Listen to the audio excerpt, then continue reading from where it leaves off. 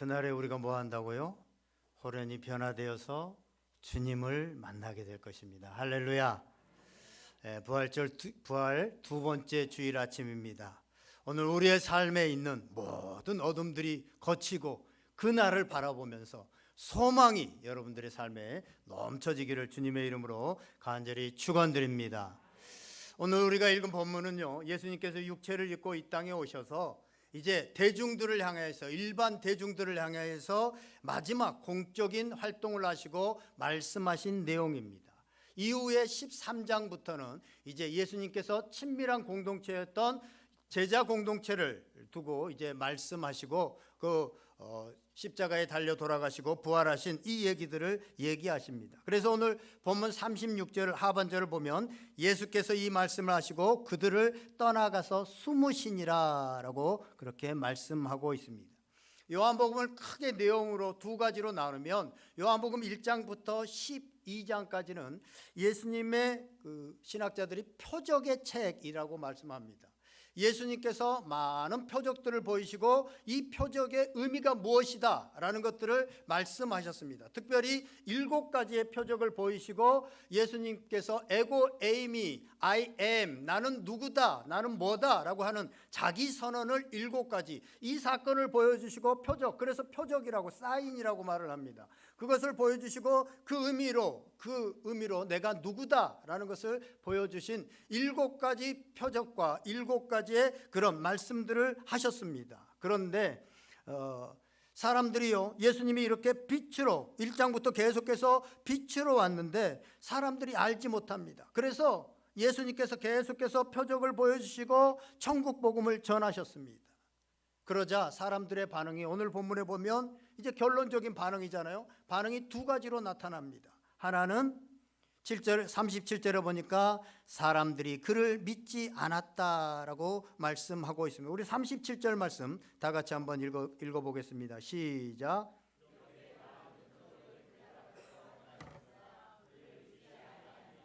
네. 예수님께서 많은 표적들을 행하시고 말씀을 전했지만 그들이 믿지 않았다는 것입니다. 그 믿지 않은 이유가 38절에서 40절에 나오고 있는데 사람들이 마음이 완악하고 고집스러워서 눈이 있어도 보지 못하고 귀가 있어도 듣지 못했다는 것입니다. 자신의 마음에 자신의 생각, 자신의 욕심으로 가득 차 있어서 예수님을 바라볼 수 없는 것입니다. 이미 자기의 마음 가운데 이미 어떤 프레임이 씌워져 있어요. 그래서 이런 사람이야, 예수님은 그냥 이런 거야 라고 하는 것들이 씌워져 있기 때문에 아무리 예수님이 여러 가지 표적을 보이고 예수님이 아무리 말씀을 해도 믿지 않는 겁니다. 망부서처럼 굳어버린 인간들은 예수님의 많은 표적을 보고도 예수님의 말씀을 듣고도 전혀 믿지 않았습니다. 저는 이 시간 여러분의 마음이 부드러워지기를 주님의 이름으로 간절히 축원드립니다. 부드러워야만 하나님의 말씀을 받을 수 있습니다. 또 한 부류는요, 예수님을 믿지만 참되게 믿지 못하는 그런 부류가 있었다고 하는 사실입니다. 42절 말씀 우리 다 같이 한번 읽어보겠습니다. 42절 시작.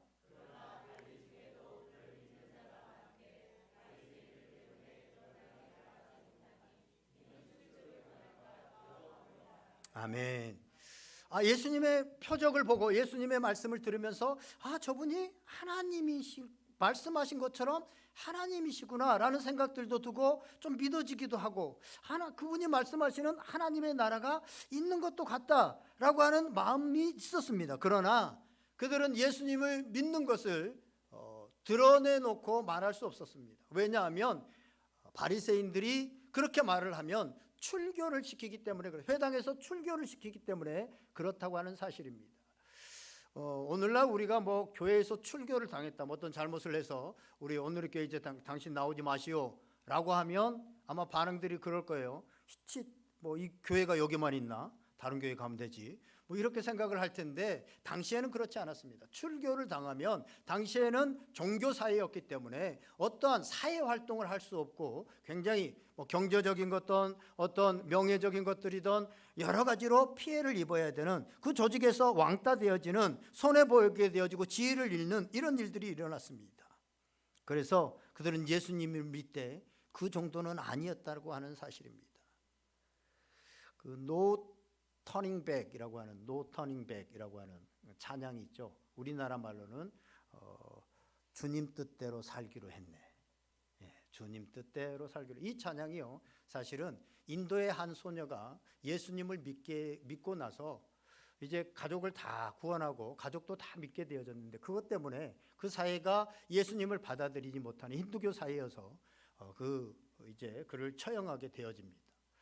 마지막에 그에게 묻습니다. 네가 예수님을 믿지 않는다고 한다면 살려주겠다라고 하는데 그는 No turning back. 나는 다시 원래대로 돌아가지 않겠다. 주님 뜻대로 살겠다라고 하는 그런 고백을 하고 죽습니다. 이 정도 믿음, 그 정도의 믿음은 이 사람들이 아니었다고 하는 사실입니다. 오늘 우리의 모습도 이런 모습이 많습니다. 교회에서는 잘 믿는 것 같은데 직장에 가면 전혀 예수님을 드러내지 않는, 어떻게 보면 무늬만 내가 그리스도인, 이런 사람들이 많이 있습니다. 오늘 그 이유가 뭐냐라는 것에 대해서 43절에 이렇게 말씀하고 있습니다. 우리 43절 말씀 다 같이 한번 읽어보겠습니다. 시작.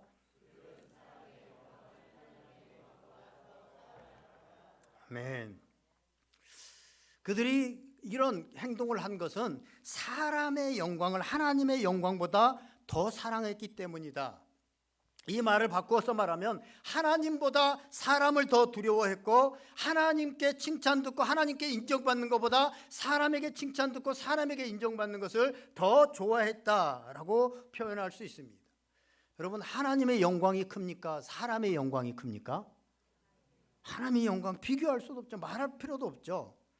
그런데 어떻게 사람의 영광을 더 사랑하죠? 그 이유는요, 하나님의 영광이 보이지 않기 때문에 그렇습니다. 하나님의 영광을 보는 눈이 띄어지지 않기 때문에 그렇습니다. 그래서 예수님을 믿지만 손해보는 것이 싫고, 예수님을 믿지만 좁은 길을 가는 것이 싫은 것입니다. 그러면서도 나는 안 믿는 것은 아니라고 스스로 위안합니다. 나는 믿었다고 하잖아요. 스스로를 위안합니다. 왜 그런가? 고린도후서 4장 4절에는 이렇게 말합니다. 그 중에 이 세상의 신이 믿지 않는 자들의 마음을 혼미하게 하여 그리스도의 영광의 복음의 광채가 비치지 못하게 함이니 그리스도는 하나님의 형상이니라. 아멘. 예수님이 우리 안에 계십니다. 제가 여러 번 말씀드렸고, 아마 여러분들은 예수님이 내 안에 계시다라는 것을 이제 들어서 아는데, 실제로 예수님이 보이지 않고 실제로 예수님이 내 안에 있다라는 것들이 느껴지지가 않아요. 세상에서 잘 먹고 잘 살고 사람들에게 인정받고 사는 사람의 영광은 보이고 잘 알겠는데, 내 안에 계신 주님이 그리스도의 영광, 이 세상의 그 어떤 빛보다 더 찬란한 광채라고 하는 것이 전혀 느껴지지 않고 하나님의 영광이 무엇인지를 잘 모르겠어요. 왜 그렇죠? 그것은 고린도후서의 금방 읽은 말씀에 보면 마귀가 사람들의 마음의 눈을 안대로 가려서 세상의 영광만 보게 하기 때문에 그렇다라는 것입니다. 우리가 사람의 영광을 구하는 삶을 살지만 하나님의 영광을 구하는 삶을 살지 못하는 이유가 바로 여기에 있는 것입니다. 하나님의 영광이 보이지 않기 때문에 그렇습니다. 볼 수 없기 때문에 그렇습니다. 어떻게 하나님의 영광이 보이지 않는데 하나님의 영광을 위해서 좁은 길, 고난의 길을 무슨 힘으로 우리가 걸어갈 수 있겠습니까? 그러니까 예수님을 믿어도 방황하는 겁니다.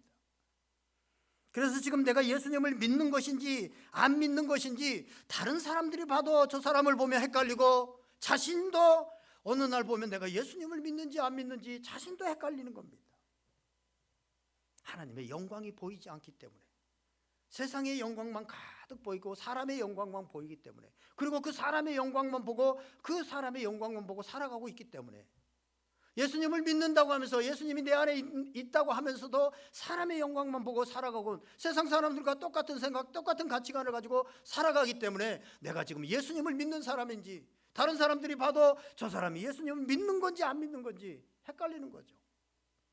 그런데 이러한 영적인 눈이 언제 열려집니까? 누가복음 24장에 보면 엠마오로 가는 두 제자가 있었습니다. 주님이 곁에 와 계셨음에도 불구하고, 부활하신 예수님이 함께 동행함에도 불구하고 그들은 예수님을 보지 못하고, 눈이 열려서 보지 못하고 시리아 좌절에 빠져서 슬픈 낯빛을 하면서 가고 있었습니다. 그때 예수님이 옆에서 말씀을, 성경을 풀어주시고 초청해서 떡을 가지고 축사하시고 떼어주실 때 그들의 눈이 열려져서 마음이 뜨거워지고 예수 그리스도를 보게 되어졌다라고 말씀하고 있습니다.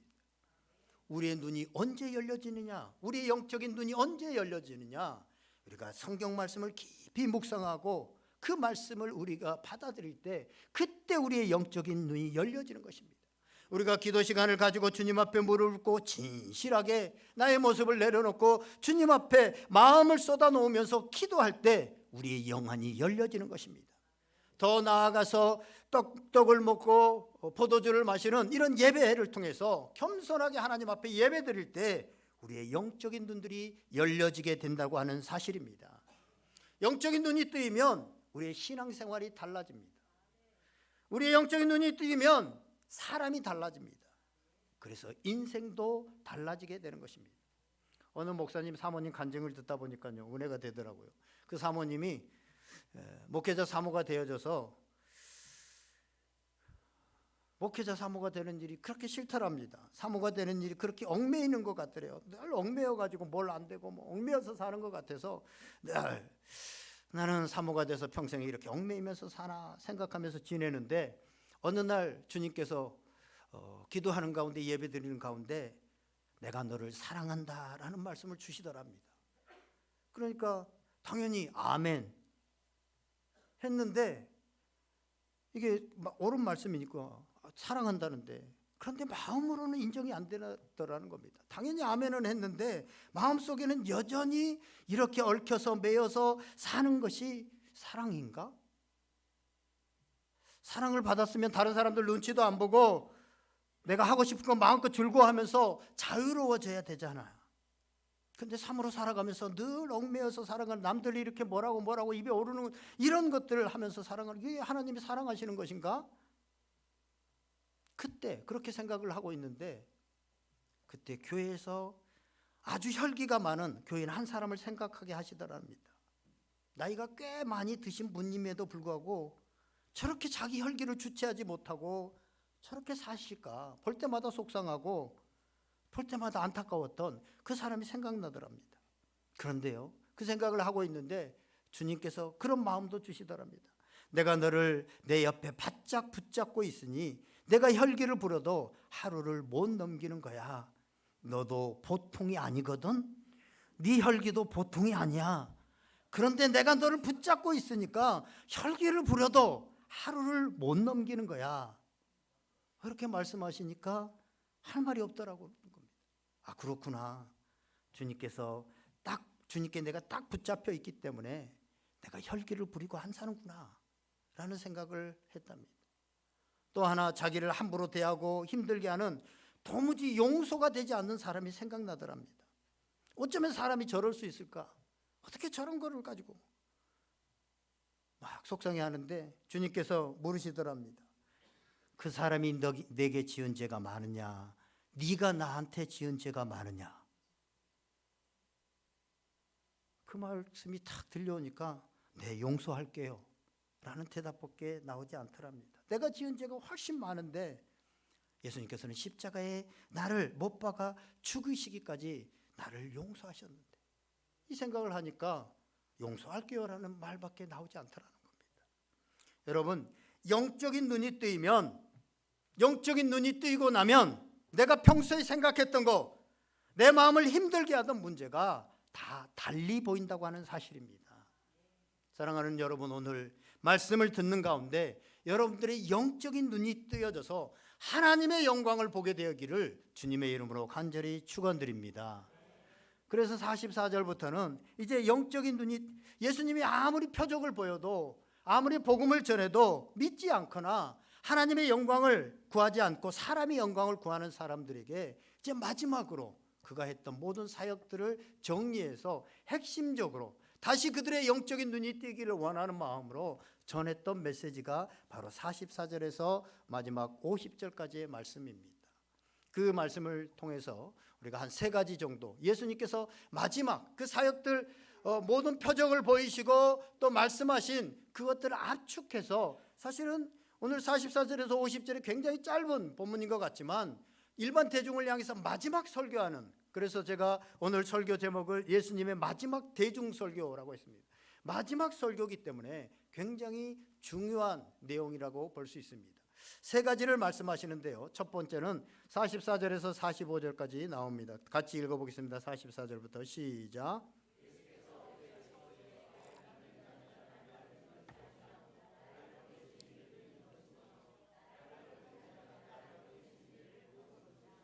아멘. 예수께서 외쳐 이르시되, 이런 표현이 별로 나오지 않습니다. 외쳐 이르시되, 크라조라고 하는 말인데, 이거는 온 힘을 다해서 예수님께서 외쳤다는 거예요. 그러니까 마지막 그 힘을 다해서 예수님께서 외친 내용이 이거라는 거예요. 그 내용이 첫 번째가 뭐냐면, 너희가 나를 믿는다는 것은 나를 넘어서 아버지를 믿는다는 것이고, 나를 본다는 것은 너희가 아버지를 본다는 것이다. 예수 그리스도를 통해서 하나님 아버지를 만나야 된다. 이게 바로 첫 번째 메시지입니다. 예수님이 마지막 정리를 하면서 계속적으로 지금까지 강조해 왔던 게 뭡니까? 나를 본 자는 아버지를 본 자다 라는 것을 계속해서 말씀하셨잖아요. 예수님을 통해서 우리가 아버지를, 하나님을 만나야 되는데, 예수님이 아무리 역사적으로 위대한 인물이고 훌륭한 인물이라 할지라도 그분이 하나님이 아니면 그분은 우리의 믿음의 대상, 신앙의 대상이 되지 못합니다. 단지 존경할 대상은 될 수 있습니다. 그런데 예수님께서 하나님이시기 때문에 우리의 믿음이 대상이 되는 겁니다. 그래서 우리는 예수님을 볼 때 그분의 어떤 훌륭한 가르침이나 사상이나 어떤 도덕이나 철학이나 이런 것이 아니라 그분 속에 계시는 하나님을 보고 하나님을 만나야 된다고 하는 사실을 말씀하고 있습니다.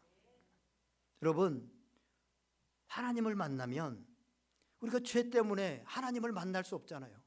근데 우리가 하나님을 보고 하나님의 영광을 보게 되어지면 완전히 달라집니다. 하나님을 보고 하나님의 영광을 보는 성도와 그것을 보지 못하고 다니는 성도들은 천지차이입니다. 우리가 하나님을 보고 예수님을 통해서 하나님을 보았을 때 우리의 삶의 모든 문제들도 하나님 앞에 다 맡겨드릴 수 있다고 하는 사실입니다. 하나님이 보여야. 이런 경우죠. 우리가 어디 가다가 만약에 그럴 일이 별로 없지만 호랑이나 사자가 바로 앞에, 내가 밤길에 아니면 숲속을 혼자 걸어가고 있는데 앞에 나타났다고 봅시다. 그리고 이게 지나가는 것이 아니라 나를 향해서 정면으로 탁 째려보고 있어요. 그러면 간이 쪄린 사람들은 그냥 자동적으로 시야가 나와버리죠. 달달 떨립니다. 그런데 어떤 사람은 전혀 안 떨리는 경우가 있어요. 어떤 경우입니까? 딱 봤더니 뒤에서 아버지가 총을 들고 그 호랑이를 향해서, 사자를 향해서 딱 겨누고 있어요. 그게 보여요. 어떤 사람은 그냥 호랑이만 보여요. 사자만 보여요. 그러니까 오금이 저려요. 그런데 어떤 사람은 그 뒤에 계시는 아버지야, 총을 들고 계시는 아버지, 천지 만물을 다 창조하시고 모든 것들을 운행해 나가시는 그 하나님이 보인다는 거예요. 그 하나님이 보이면 우리는 두려움이 사라집니다. 그 하나님이 보이면 우리 인생의 모든 것들을 다 맡겨드릴 수가 있습니다. 사랑하는 여러분, 예수님을 통해서 천지 만물을 창조하신 그 하나님을 보게 되시기를 주님의 이름으로 간절히 축원드립니다. 두 번째로는요, 46절에 나옵니다. 46절 말씀 다 같이 한번 읽겠습니다. 시작.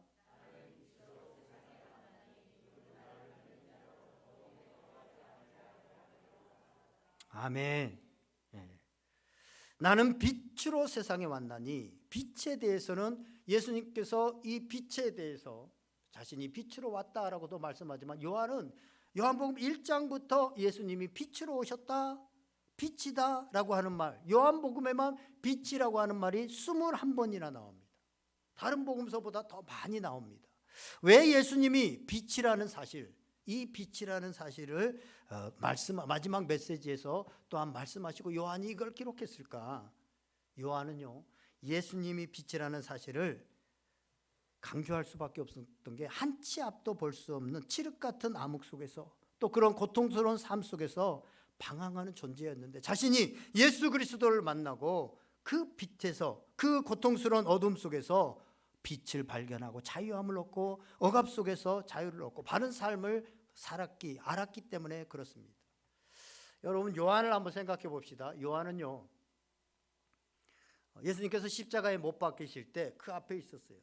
그랬는데 예수님께서 뭐라고 말하냐면, 요한에게 자신의 어머니 마리아를 내 어머니다. 그 말은 뭐예요? 이제부터 네가 내 어머니를 잘 부탁한다. 이제 잘 모셔라 라고 부탁을 받았습니다. 그래서 어머니를 이제 평생 마리아를 자기 어머니처럼 그렇게 모셨습니다. 그때 베드로를 비롯한 다른 제자들이 세계 곳곳에 가서 복음을 전하면서 초대교회에 막 영웅들이 되어간다는 소문들이 들립니다. 그런데 자신이 하는 일이라고는 다 늙은 어머니, 할머니, 그 마리아 뒷바라지 하는 일이 전부입니다. 그는 스스로 나는 주님께 사랑받는 제자다라고 성경에 기록할 정도로 자신에 대한, 제자들 중에서도 오히려 나는 예수님의 사랑을 받는 자다라고 하는 자긍심과 자부심이 있었고, 누구보다도 큰 꿈이 있었을 것입니다. 그런데 다른 동기들은 다 영웅이 되어지고 순교자가 되어져 갈 때 다 늙어가도록 겨우 할머니 뒷바라지하고 있는 자신의 처지가 얼마나 비참하고 얼마나 처량하게 여겨졌을까요? 그럼에도 불구하고 요한은 마리아 복양하기를 기꺼이 감수합니다. 그것이 가능할 수 있었던 것은 그 마음에 진리의 빛, 생명의 빛으로 오신 예수님으로 채워져 있었기 때문에 그렇습니다. 이 세상에서 진짜 성공한 삶이란 경쟁자를 짓밟고 언젠가 무너져버릴 그 출세를 붙들고 사는 삶이 아니라 오직 생명의 빛이신 예수님의 말씀을 따라서 사는 삶, 그것이구나 라는 것을 보았기 때문입니다. 그는 마리아를 복양하는 동안 다른 사람들이 알지 못하고 깨닫지 못하는 인간에 대한 참사랑이 무엇인지 깊이 깨닫게 되어졌고, 그 비교적 다른 사역들을 하지 않으면서 주님과의 교제에 더 깊이 있는 폭넓은 그런 사역들을 이어갈 수 있었습니다. 그렇게 준비된 요한에게 하나님께서는 요한복음과 요한 1, 2, 3서 또 요한계시록을 쓰게 하셔서 그 사랑의 하나님, 그 사랑의 하나님이 어떤 하나님이냐라는 것을 보여주게 하셨고, 장래에 어떻게 일이 되어질 것이냐라는 것을 전하게 하셨습니다. 사랑하시는 여러분, 이 시간 우리 안에 빛으로 와 계신 예수님을 볼 수 있기를 바랍니다. 그래서 더 이상 세상 욕망의 노예가 되지 마시고 내 삶에 주님께서 주신 것들을 소중히 여기고 사랑하면서 사시기를 주님의 이름으로 간절히 축원드립니다. 마지막 세 번째로는요, 49절에서 50절에 나오는데 50절 말씀만 우리 한번 읽어보겠습니다. 시작. 나는 그의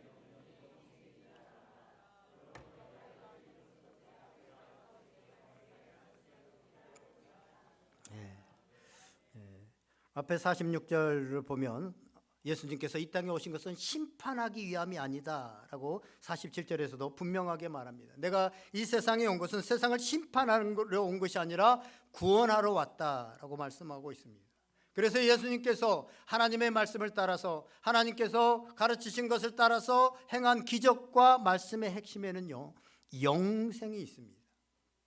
영생은 사복음서에 31번, 특별히 요한복음에 19번이나 나옵니다. 요한복음 우리가 잘 아는 3장 16절에 보면 하나님이 세상을 이처럼 사랑하사 독생자를 주셨으니 이는 그를 믿는 자마다 멸망하지 않고 영생을 얻게 하려 하심이라. 아멘. 하나님께서 예수님을 이 땅에 보내셔서 죽게 하신 이유는 우리로 영생을 얻게 하시고 멸망하지 않고 영생을 얻게 하려고 이 땅에 예수 그리스도를 보내시고 죽게 하셨다고 하는 사실을 말씀하고 있습니다. 또한 요한복음 6장 51절을 보면 나는 하늘에서 내려온 살아있는 떡이니 사람이 이 떡을 먹으면 영생하리라. 예수님이라는 떡을 먹으면 그 사람은 영생하게 되어진다. 지난주에 우리가 성만찬을 했습니다만 이런 의미가 들어있는, 우린 영생을 가진 사람이기 때문에 이 떡을 통하여서 우리 영생의 삶을 다시 기념하고 기억하는 거잖아요. 요한복음 6장 40절에는 이렇게 또 말씀합니다. 내 아버지의 뜻은 아들을 보고 믿는 자마다 영생을 얻는 것이니 마지막 날에 내가 이를 다시 살리리라 하시니라. 아멘. 예수님을 믿는 사람은 영생을 얻게 된다는 것입니다. 여러분, 영생이 뭡니까? 영생은 결코 쇠함이 없는 생명이고 다함이 없는 생명이고 끝남이 없는 생명이고 어떤 상황 속에서도 절망하거나 죽음이 결코 삼킬 수 없는 생명, 이 생명이 바로 영생이라고 하는 사실입니다. 할렐루야. 그런데 이 영생, 이 생명을 우리가 어디서 구할 수 있습니까? 이 세상에서 이러한 생명을 누가 줄 수 있습니까? 도대체 돈을 얼마를 지급하면 이 영생을 우리가 얻을 수 있습니까? 진시 황제는 자기가 황제가 되어져서 이런 불로초 영원히 사는, 늙지 않는 그런 걸 구해와라 라고 했지만 아무도 구할 수가 없었습니다. 하나님께서 예수 그리스도를 십자가에 죽게 하시고 부활하게 하심으로 우리에게 이 생명을 주시지 않았던들, 하나님께서 우리 예수 그리스도를 통하여서 이 영원한 생명을 우리에게 허락하지 않았던들, 우리는 꿈에서라도 이 영생을 생각조차 할 수 없었을 것입니다. 이 영생에 눈이 뜰 때 우리는 죽음 앞에서도 당신 암입니다 라고 하는 그 소리 가운데서도 두려워하지 않고 죽음을 이길 수 있는 자가 되고, 우리의 죽음이 하나님 나라에서 하나님과 함께 영생을 누리는, 영원한 생명을 누리기 시작하는 은총의 순간임을 우리는 깨닫게 될 것입니다. 그리고 이 사실, 이 영생에 대해서 눈이 뜨인 사람이 이 세상에서부터 영원한 생명의 길을 걸어갈 수 있는 것입니다. 영생의 눈이 뜨인 사람이 사람의 영광이 아니라 하나님의 영광의 길을 걸어갈 수 있게 된다는 것입니다.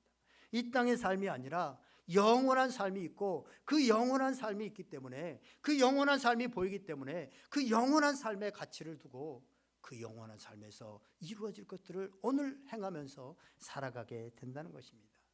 이제 말씀을 정리하려고 합니다. 예수님은 죽음을 앞둔 시점에서 사람들에게, 무리들이 사람의 영광이 아닌 하나님의 영광을 보기를 원하셨습니다. 그래서 그동안 했던 사역들을 세 가지로 이렇게 정리하고 있는데, 인간이 죄로 인하여서 하나님을 볼 수 없었는데 자신을 통해서 하나님을 볼 수 있기를 말씀하고 있습니다. 죄로 인하여서 하나님을 볼 수 없었는데 우리의 영적인 눈들이 열려서 예수 그리스도를 통해서 하나님을 볼 때 우리에게 있는 문제는 더 이상 문제가 되지 않는다고 하는 사실입니다.